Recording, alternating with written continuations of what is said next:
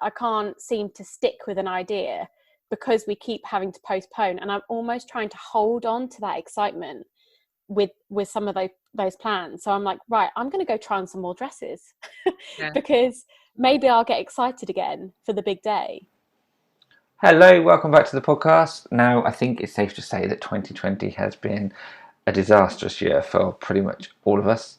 I don't know anyone that hasn't been impacted by this pandemic, but I know that it's hit the wedding industry especially hard. As suppliers, we've not been able to help our couples deliver their dream wedding, and couples themselves have had to either cancel, postpone, or drastically alter their wedding plans. Heidi and myself wanted to reach out to some couples and give them the opportunity to share their story of what it's been like to plan a wedding in 2020 and how these postponements and pushbacks have impacted their mental health and their level of excitement in terms of their wedding ahead. So I would just like to say, firstly, thank you to the lovely Emma and the wonderful Jodie for offering to come on and share their experiences. And I'd also like to say that we understand that COVID has impacted weddings for couples of all faiths and backgrounds, of all genders and sexualities. So I hope that by listening to Emma and Jodie, even if your planned wedding day doesn't look exactly like theirs, that you will probably identify with the frustrations and the stress that they have felt. And I hope that you find some comfort in knowing that other people are experiencing those same feelings that you are feeling, and that it's absolutely okay to have those feelings, to feel down, to feel upset, to feel why me. Every feeling you have is valid, and you're not going through this alone.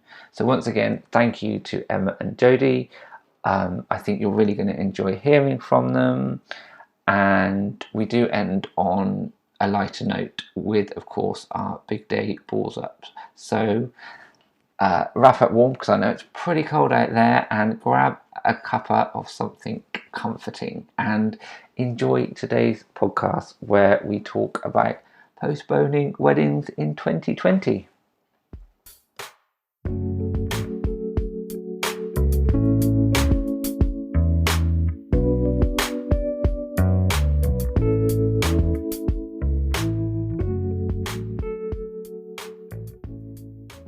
Thank you so much for coming on this morning, on this cold, foggy Monday morning, to talk about your wedding experiences. Can you introduce yourselves to all our listeners, so they know who you are and who they're listening to today? So I'm Jodie. I am, well, first of all, I'm a nurse, and I am the face behind Jodie Illustrates on Instagram.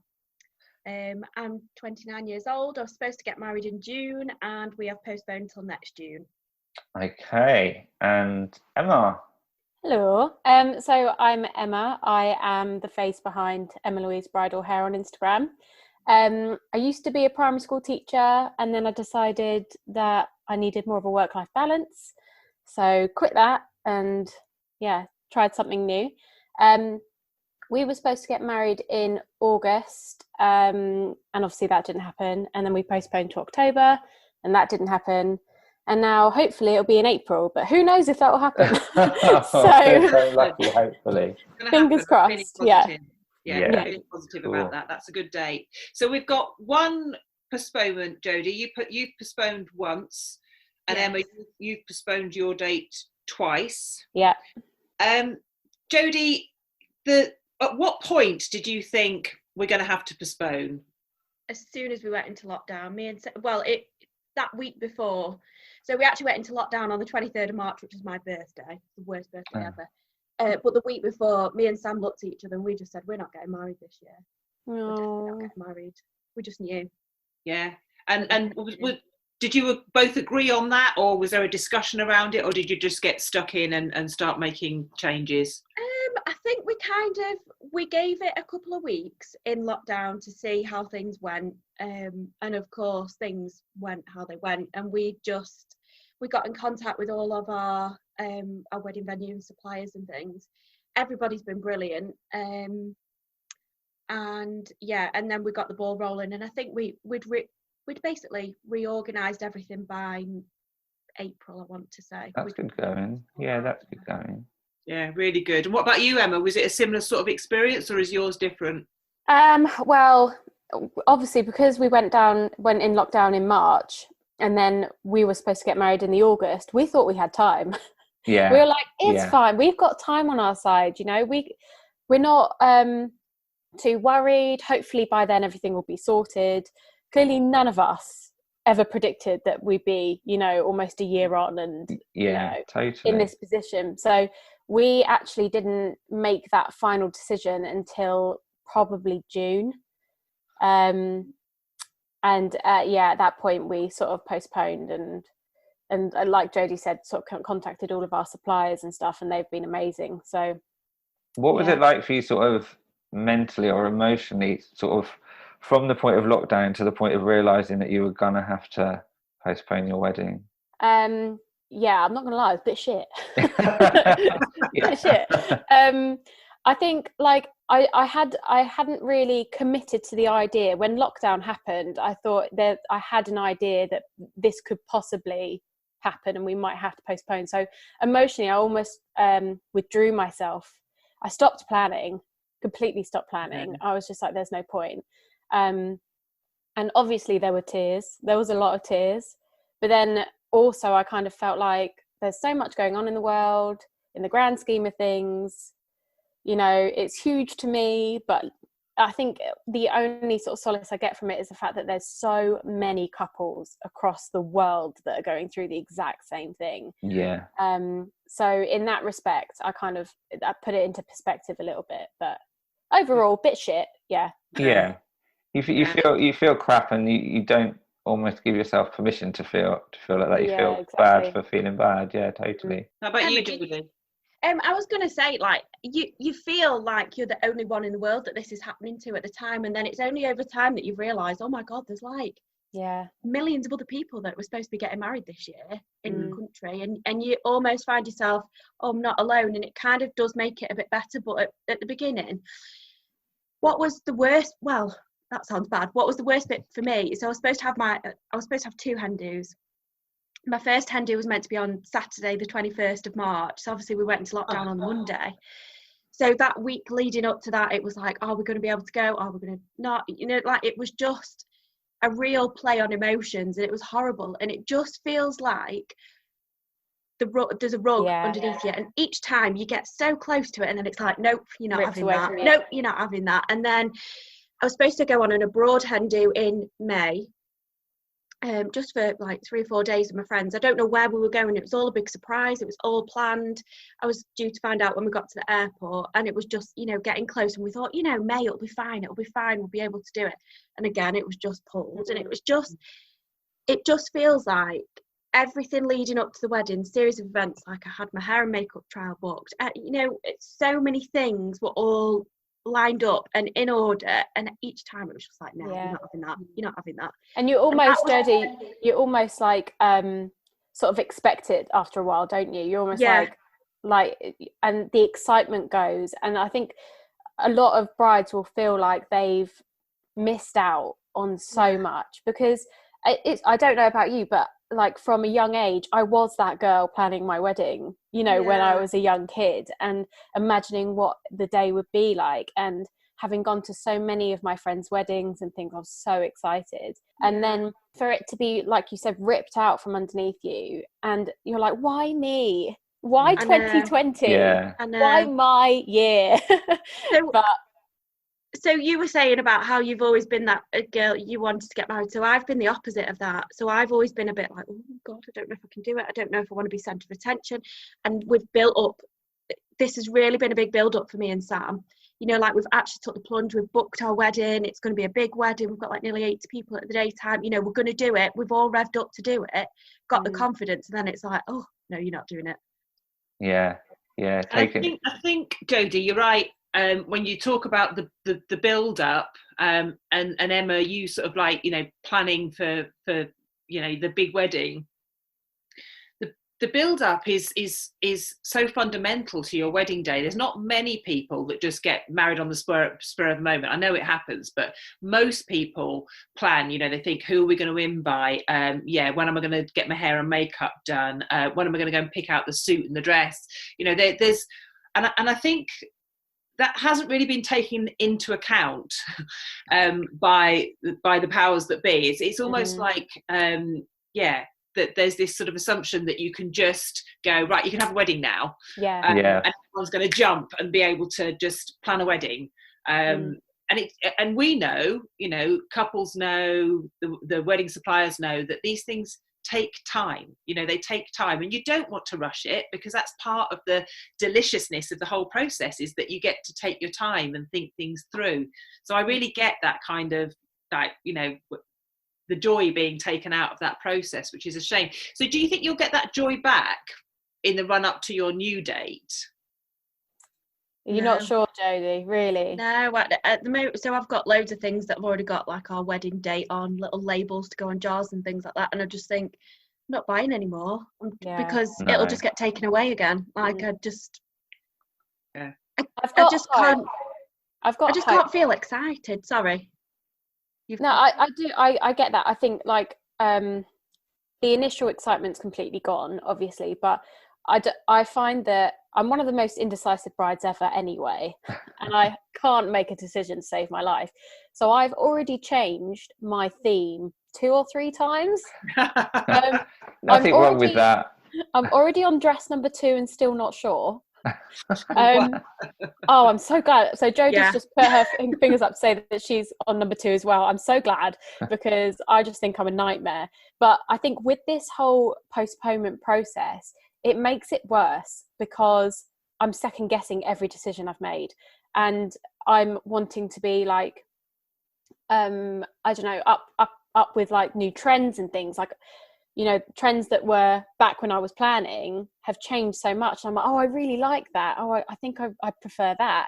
And so I'm constantly changing my mind. And actually it's an emotional roller coaster, because I can't seem to stick with an idea, because we keep having to postpone. And I'm almost trying to hold on to that excitement with some of those plans. So I'm like, right, I'm going to go try on some more dresses because maybe I'll get excited again for the big day.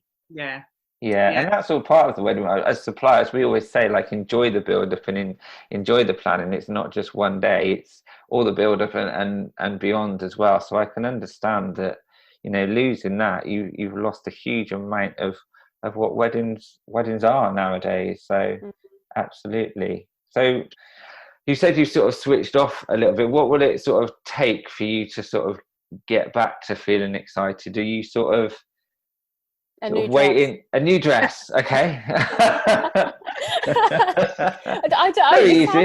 It sounds stupid, but I genuinely feel like I've attached the negative emotions to the dress. Oh, really? That's interesting. I know that sounds mad, but I mean, obviously COVID has been stressful for everyone in the industry. It's been awful.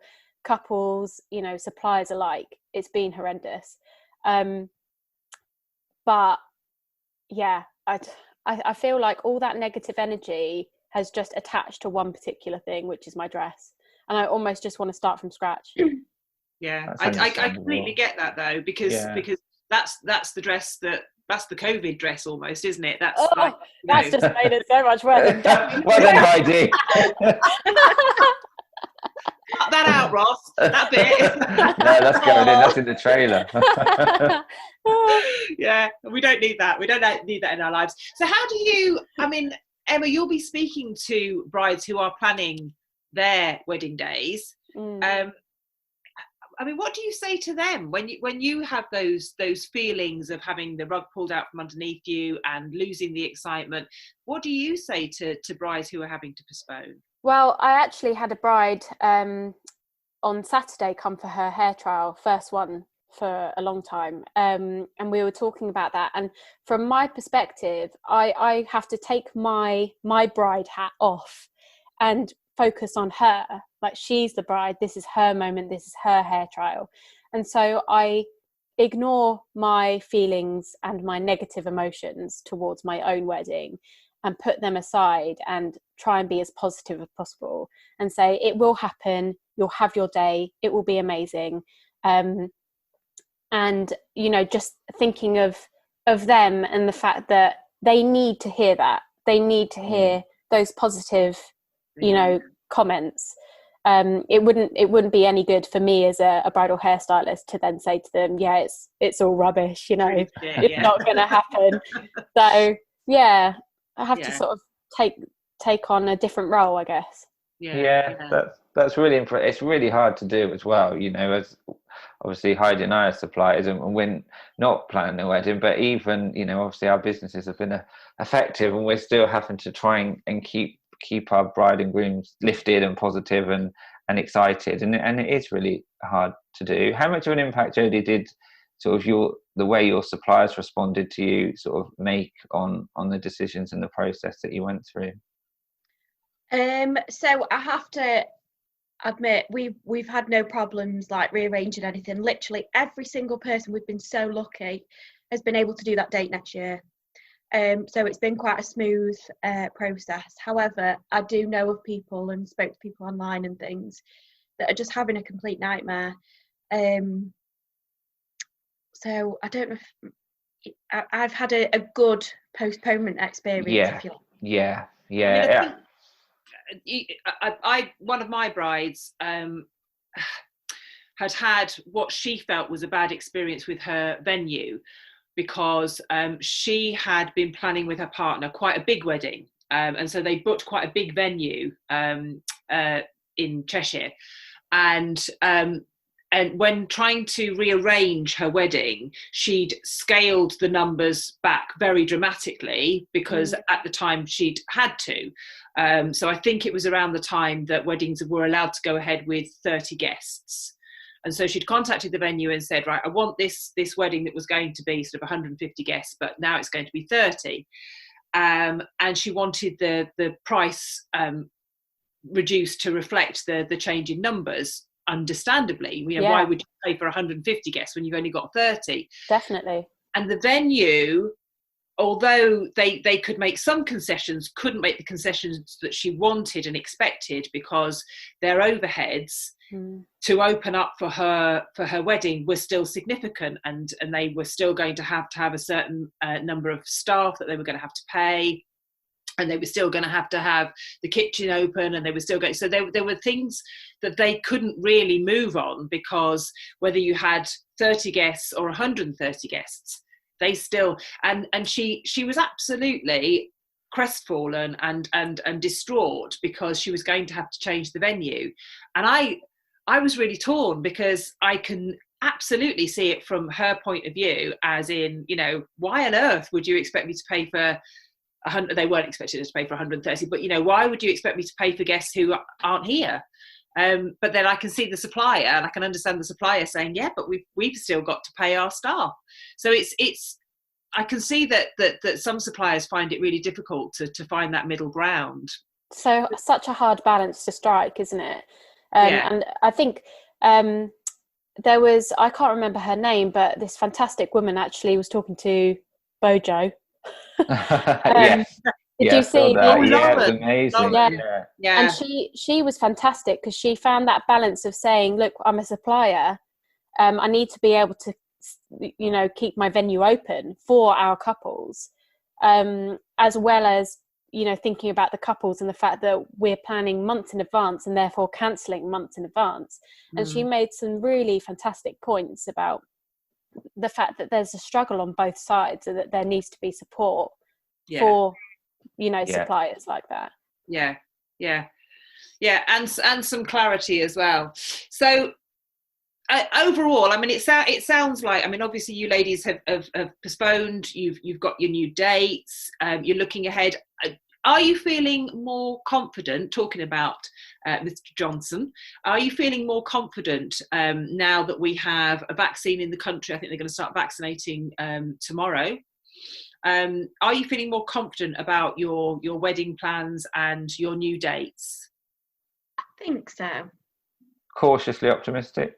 Yeah, definitely. Yeah, Emma? Yeah, I think so too. Hopefully. I think that sums it up though, isn't it? You're not going to be jumping up and down saying woohoo, it's all back on, because we don't know, but hopefully things are looking up. Yeah. Cool. Yeah, I think we have to have faith, but I completely get why you feel like no, we've been here before. You have to almost protect your heart a little bit. Yeah, You know what I mean? I can understand that. You put your heart and soul into it, and then for it to be ripped out, like Jodie said before. So cautiously optimistic is the best way to describe it. Excellent. Okay. So we're going to lighten the mood a little bit, because we've got some quick fire questions for you. So this might get you back excited again for your wedding, or it might put you off totally. So we've got 3 general questions that Heidi's going to ask, and I've got 3 wedding related questions. So we're going to blurt them out, and you can give your honest, natural, instinctive answers to these. So should we start with weddings? Shall I go first, Heidi? Go for it, Ross. Go for it. Okay. So the first question is, aside from your husbands to be, who would be your free pass? Who would you, if you weren't marrying your husband, who would be your dream husband to be? Tommy Shelby. So, okay, so then we go one at a time. They were excited. They went. Yes, that's changed the mood quickly, hasn't it? Do you know Mark Ruffalo from 13 Going on 30? Oh yeah. Oh yeah. Oh, I get that. Oh, yeah. All right, okay. And Jodie, before we get too excited, Heidi. Tommy Shelby. Oh yeah. Tommy Shelby. With Okay. a fag hanging out of his gob. And the With a bit flat of me. cap. Yeah. Jodie, Cool. I'm married to a Brummie. Oh. Are you? Yeah, I'm married to a Brummie, and it was the accent that did it for me. I absolutely bloody love a Brummie accent. Oh, Cool. God. Right. Okay. Next question. Most likely to be the first drunk at your wedding. Me. Your own one. Fair play. I think it would actually be one of my best friends. One of my best friends, Hannah. I think she'd be on the floor. Hannah. Call her out. Yeah, it's going to be Hannah. Yeah, I like it. Brilliant. And after your first dance, what is going to be your dance floor signature move? Crowd surfing. You got a crowd surf at your wedding. I love it. Floss. 100%. And you're going to floss. Yeah. I like it. These weddings sound awesome. Right, Heidi, you've got some more general questions. We need an invite to these weddings. We do. So, ladies, I'm going to go with you first, Emma. If you had to choose between Strictly or Bake Off, which would you choose? Bake Off. Yes, good girl. All day long. I'd go Strictly. Sorry. Jodie, same question to you. Bake Off. Yes. Jodie. Yeah, that's 3-1, I think. Question. This I'm going to ask you first, Jodie. If you were in the I'm a Celebrity challenge. She begged me to be able to ask this question. Go on, Heidi. I have to ask this question. Would you eat a fisheye or a bull's penis? Oh, a bull's penis, I think. Love it. Emma, which would you choose? Fisheye or bull's penis? Penis. The eyes just look horrendous. The popping. Oh, yeah, it's the pop, isn't it? Yeah. Yes. Okay, ladies. Last one. Real Christmas tree, Emma, or a fake Christmas tree? So usually I would say real, and that's always been my family tradition. However, I have a toddler. Oh yes, of course. So yeah, a real tree doesn't really work around, vicious toddlers and their grabby hands. Get it. So we've gone fake this year. Year only. Jodie, what about you? Fake all day with lights on it already. Nice. Easy. Yeah, Done. Nice. Perfect. The tree's up. Yes. Yeah, tree up. Emma, you got yours? Yeah. Oh yeah, last weekend. Done. Yeah, same. Yeah. Excellent. Right. I think Jodie, you've got a big day balls up for us, haven't you? So you've got about 4 minutes to tell us your big day balls up. Heidi and Ross's big day balls ups.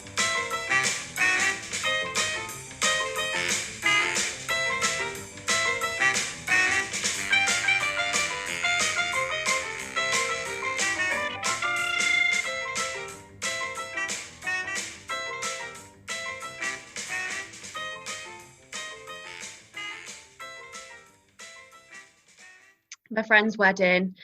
I was mixing vodka and wine on the table with my other friends. We were very drunk. shouting all kinds of obscenities at the bride whilst her dad was trying to say lovely things about her. Then a saxophone player came out and was playing, is it A Million Love Songs? Take that, yeah. And we were that drunk. We were like, what is this song? Like, it just sounds like noise. We have not got a clue what he is playing. Anyway, me being the dingbat that I am, I was like, listen, everybody. Got everybody revved up. I was like, I can play the piano.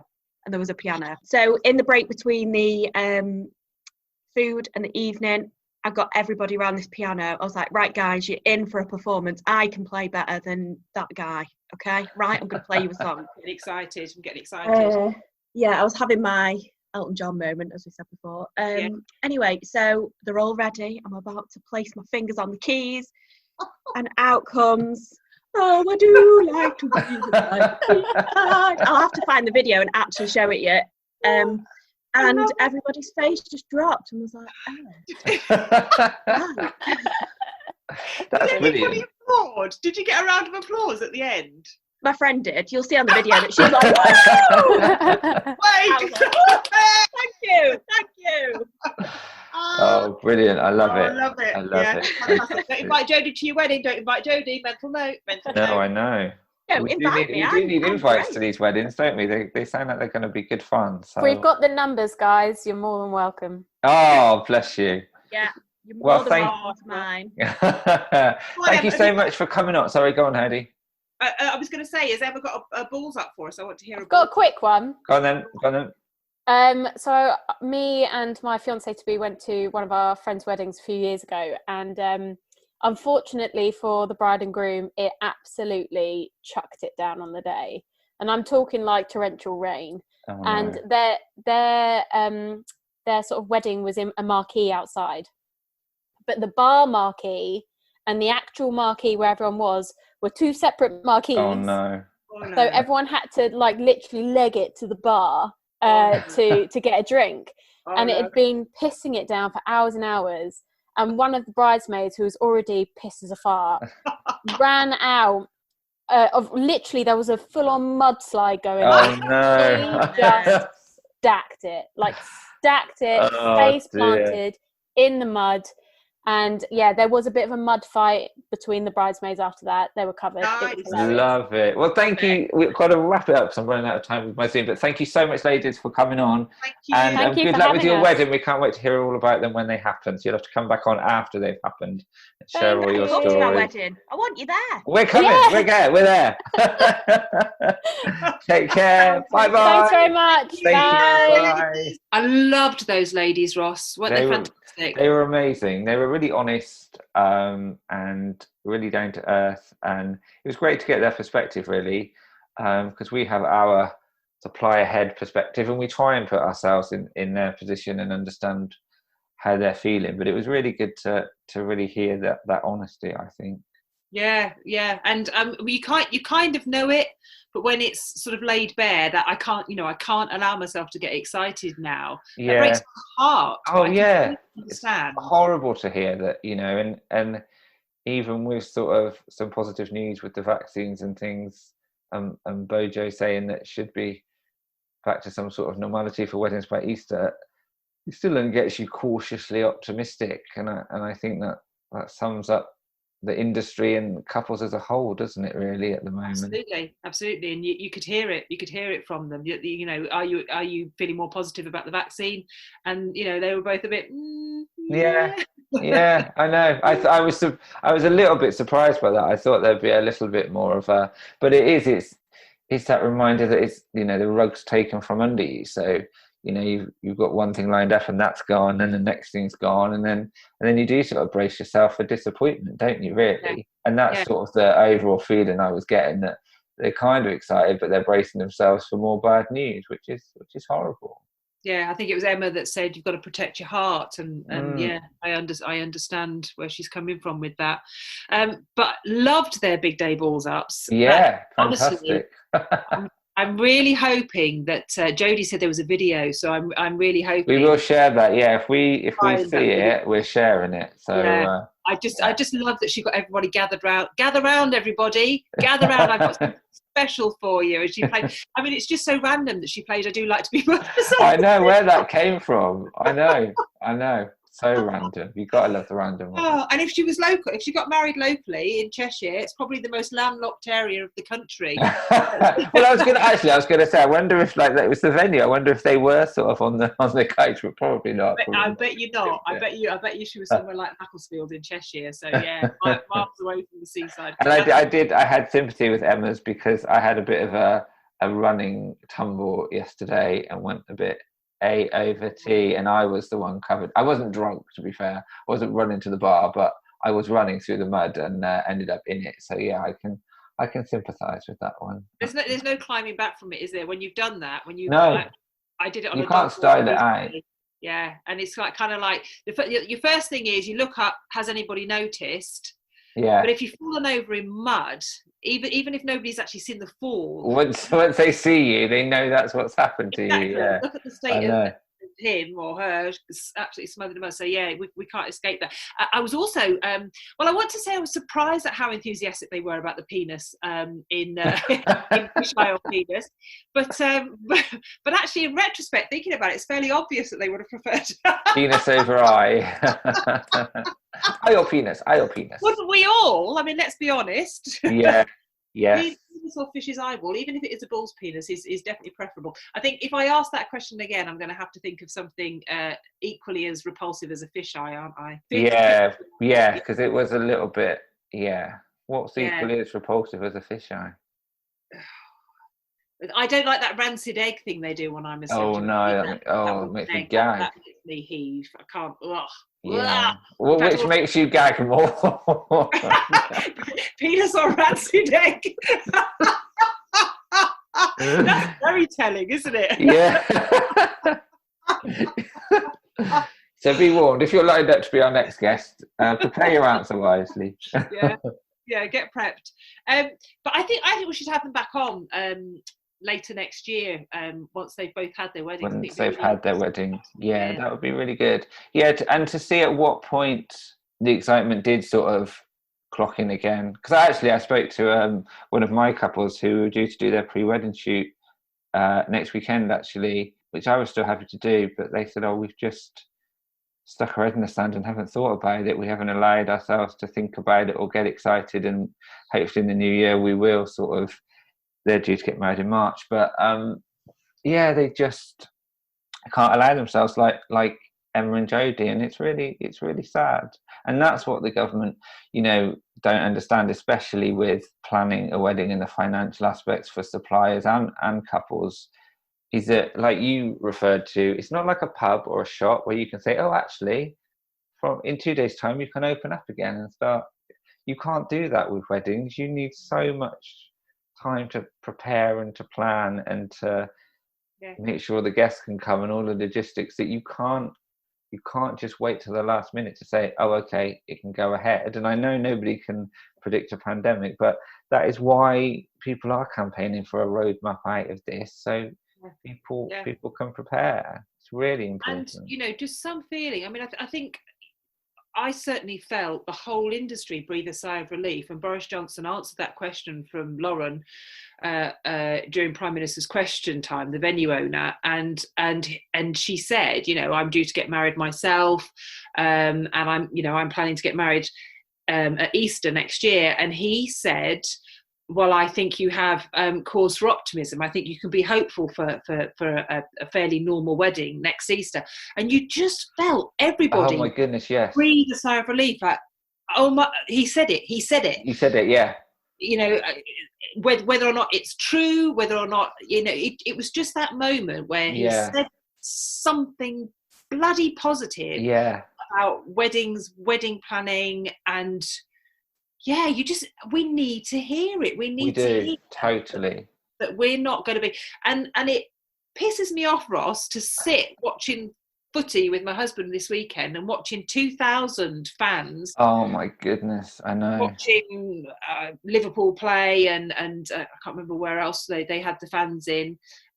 So yeah, you're watching 2,000 socially distanced fans watching football matches, thinking, hang on a minute, Yeah. how come you can have 2,000? I know it's outdoors. I know, that they've had to put safety measures in place, but that's what venues would do. They put safety measures in place. I think it's really insulting to think that, wedding professionals, venues especially, could not act responsibly the same as sporting venues. I think that's ridiculous and really insulting, and I think from guest point of view, they've got even more of a vested interest. You're going to know some of the guests. You're not going to turn up with symptoms knowing that there are people that you know and love that could catch it off you. Whereas like you say, you see those pictures or video of complete strangers, thousands of complete strangers, and I have to say, some of them with masks strapped around their chins but not around their mouth and their nose, and you just think this is just ridiculous. It does feel so discriminatory. And they're shouting and they're singing, and they are doing all of the things. Yeah, absolutely. You're at a football match, you're outside, but they're doing all of the things that we're being told are not allowed at weddings. You're not allowed to sing. You're not allowed to, so all of the things that you're not allowed to do at a gathering of 30 guests. Yeah. But 2,000. Oh yeah, that's okay. Sing your heart out. It's a nonsense. And I also heard somebody say, oh yeah, but you don't have drink at a football match. You have drink at weddings. And I'm sorry, I know a lot of the pubs are closed at the moment, but you're not telling me that there haven't been a few beers down before. No, exactly. And when we're talking about weddings and big day balls up and people getting drunk, we're talking about pre-pandemic times. We're not saying that if your wedding goes ahead in the next few months that's going to happen, or that's what people are planning to do. They will be sensible, but they do want to be there, and they do want it as close to normal as possible, really. They want to be able to heckle the socially distanced heckling. Right, yeah, that's what they'll be able to do. They want to do a bit of heckling. No, but I thought it was interesting. Jodie said that when you're planning the wedding, you think you're the only one getting married, and I think that's almost a small positive to take away for couples, to realise that they're not the only ones getting married, because I think you can have tunnel vision, and I've spoken to other suppliers sometimes that get a little frustrated when clients sort of approach them or speak to them as if they're the only client they're going to have on their books. When they're expecting them to answer the phone at 11 o'clock at night or return their calls in the middle of August, and I think it's quite eye-opening in a good way for us all to realise that we're all in it together, and we're all doing it for the greater good. Yeah. And that feeling of, I mean, we very much had it during lockdown one, that sort of feeling of being unified, although we were apart and we couldn't be physically together, we were unified by that sort of common cause. Staying home, staying safe, supporting the NHS, and all of those things. We were unified, and I think couples realising that there are millions, I think one of them said millions of other couples around the world who are experiencing globally, absolutely. And I think that's the problem now, in terms of, like we said, they're not feeling particularly positive or that optimistic, but where things are opening up and it is unequal in how different sectors are being treated or supported or not supported, it adds to that frustration that your day isn't important, or your business isn't important. And I think, like you said, at lockdown everyone was in the same boat, so you realise you're in it together. And now, as we sort of gradually come out, it seems less like we're in it together. Different people are experiencing things differently, or are permitted to do things differently, and that doesn't help with couples' frustration either at all. No, it really doesn't. And venues being treated so differently from other hospitality environments isn't great. And that's, you said it's why we're pushing for a roadmap for the wedding industry. We want our MPs to be able to say, this is our plan, if we continue the way that we have been continuing. And there always have been caveats to these plans. We're opening up hospitality, but if the numbers spike, then we will have to look them at down again. closure. And I think if those sorts of statements were made about the wedding industry, our plan is to allow you to have a wedding of up to 100 guests. However, in your region, if there is a spike and we have to look at that again, then we might ask you to reduce those numbers. Yeah. We might ask you not to have an evening event. We might ask you, there are sort of things, we might have to put a curfew in place and say you've all got to be. Or limit it to a percentage of the venue capacity or whatever. I think with just a little bit of consultation with the venues themselves, I think you could very easily come up with a plan that the venue would feel kept them and their staff safe, as well as their clients, but allowed weddings to go ahead. It's not rocket science. It's not rocket science, and it's such a unique sector in the relationship that couples and suppliers have, rather, with each other. It's more personal. We are, most of us aren't just there for the cash and then we walk away. We are invested in their experience and their happiness, and that they have the best day possible. And that's why it will work. That's why we will come together to make it work. And I think we're being underestimated as an industry, when it comes to that sort of thing. Definitely. Yes, Ross. Let's take it. Let's take the bite of the gun. Oh, he's already doing that. Doing our best, don't we? Yeah, we are doing our best. So I'd love to catch up with those ladies again next year. So perhaps we invite Emma and Jodie back to talk about their actual wedding day and their actual wedding day. And I'd be really interested to hear whether or not they did actually ditch their husbands at the altar and marry Mark Ruffalo and Tommy Shelby. Yes, interesting. Or even see how similar their husbands are to those two others. Yeah, we need photographic evidence, don't we? Yeah, they might be the complete opposite. There might be, in which case questions must be asked. Weddings might not go ahead. We might have opened a can of worms. But make sure they did end up marrying the person. I mean, they've changed their dress 2 times. Who knows? They might change their husband by the time they get down the aisle. That was my COVID husband. I can't bear to. Can't marry the COVID. Gotta have a new one. Yeah, love it. Fabulous. Oh, brilliant. So what are we doing next time, Heidi? Do you want to share what our next topic is? So our next episode will be our Christmas, I'm going to call it our Christmas special, Ross. Yeah. So although we can't be seen, I do think that we should wear our Christmas jumpers. Okay. And dress up nice and Christmas. So it's our Christmas special. So obviously it will go out on Christmas Day. So if you're really sad and have nothing to do, no, not really sad. That's often no. What do you mean? You might want a Christmas podcast, mightn't you? Absolutely. While you're cooking the Christmas dinner, while you're getting your gravy on, I can't think of anything better. It's a euphemism. I've never heard it called that before. Whilst you're getting your gravy on. Get your gravy on and get your individual wedding podcast on in the background. Listen to me and Ross talking about. And it's go on. Those seasonal proposals, obviously Christmas and New Year.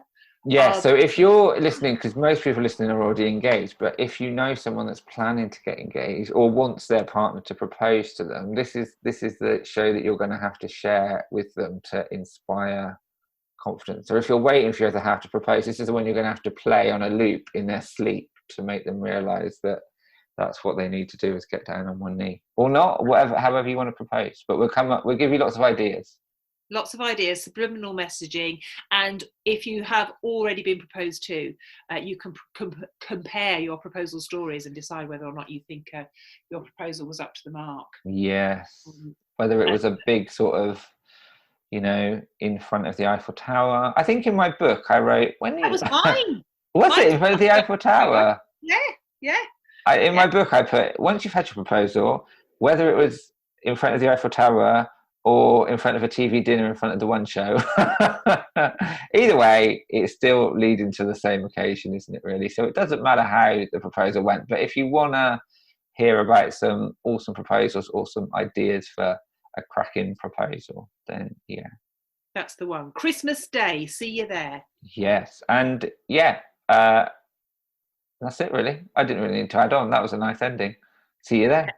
See you there. See you Christmas Day. Well, Bye thank you bye. very much, Ross. It's been Oh, a I said pleasure. bye. Oh, this isn't working. I said bye to you soon. Go on, you do your little finishing professional bit. Thank you very much, Ross. Pleasure as always. It was really nice to chat to the ladies. Always lovely to chat to you. And really looking forward to that Christmas Day special. Cheers. See you later. Bye.